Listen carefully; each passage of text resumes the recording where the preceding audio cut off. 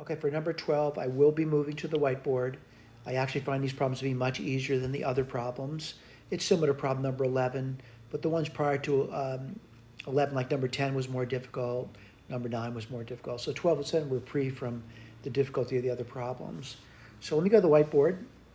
I'm going to try to do number 12 at the whiteboard, and I'll write it down for you. It's f of x equals, it's x cubed. This is a standard translation problem. And again, I'm looking at roots to translate. And what they're going to do, they're actually going to increase the, by the way, the equation they've given me is this the equation they've given me. And this is why I'm saying I'm looking for a root. It's equal to 0. Let me make sure that is the equation they give me, x cubed or x squared. Yeah. They want to do this. They want to increase the roots by 6. So that means I need to evaluate f at x minus 6.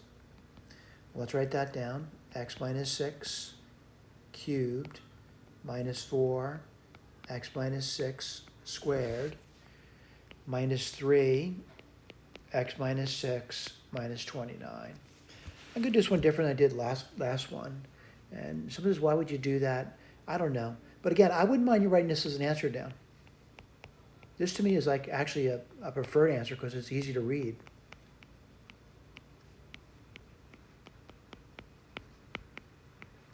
All right, I would say that's a fine looking answer. But again, that's the intent of Wells' section of the text. They want you to actually write an equation down. It means they're going to be simplifying this guy over here. Let me see if I can do that. So f of x minus 6. And I'm going to do this one a little different. What I'm going to do now is I'm going to factor out x minus 6 from these three terms over here. And what would you get?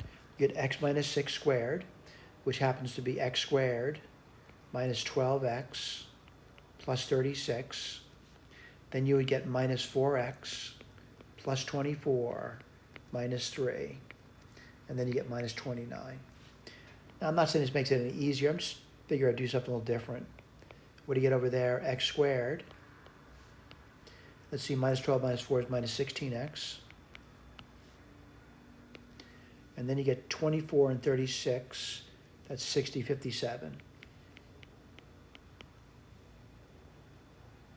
Let's see, minus 29. Yeah, it still works. I still have to do it. What do you get here? X cubed minus 16x squared plus 57x. I'll put the minus 29 over here. And then it's going to be minus 6x squared plus 60 and 36, which is 96x. And then you're going to get, let's see what you're going to get. 6 times, that's 300, 342. I'm not sure why I put it that far over there. But anyway, let's write this down. X cubed minus 22x squared. Let's see, what's that going to be? Plus, let's see, 140, 153. And minus, that's the 342, right? Let me just check that. 300, yeah, 342. 342, 52, 62, 61. And this is what f of x minus 6 is. And again, it's the root problem, so I'll write it down again.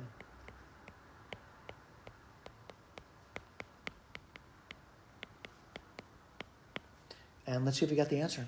And I'm looking at my key, by the way, and I want to see if I got it. I'm going to get my red pen out. X cubed minus 22x squared plus 153x. Wow, I made a mistake.